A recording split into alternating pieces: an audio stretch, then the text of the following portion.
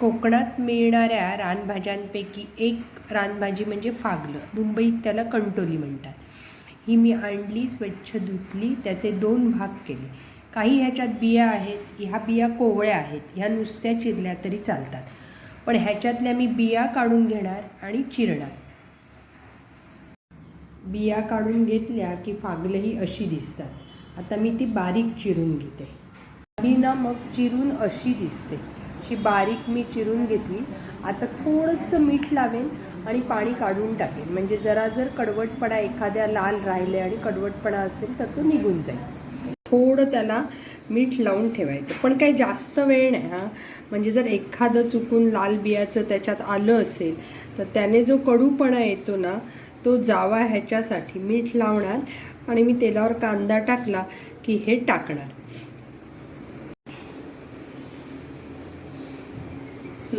हे फोडणीचं साहित्य: कांदा, मिरच्या, थोडीशी कोथिंबीर, हिंग, हळद आणि राई. हे फोडणी करणार मी.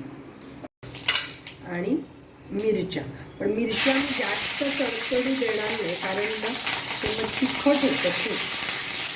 आणि लगेचच कांदा टाकणार आणि कांद्याला 2 वाफा आल्या की भाजी टाकणार. ही आत्ता मी जरा पाणी त्याच्यातलं काढून घेणार. सगळं लावून घेतलं, पाणी त्याच्यातलं काढून घेणार.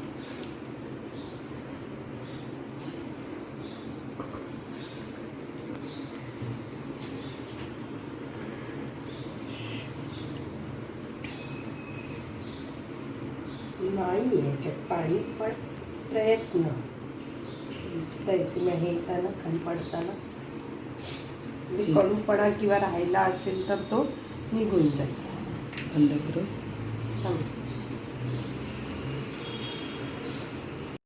त्यात थोडं गूळ टाकलं पाहिजे, म्हणजे काय होतं काही वेळा ती भाजी आडूक असते किंवा जरासा कडवटपणा असतो, तो जाण्यासाठी. हे झालं की फक्त थोडंसं खोबरं आणि मग भाजी होते. एवढं खोबरं टाकलं कारण ह्याला जरा नारळ हवा की भाजी झाली. आता एक वाफ आणली की तुम्ही खायला मोकळे.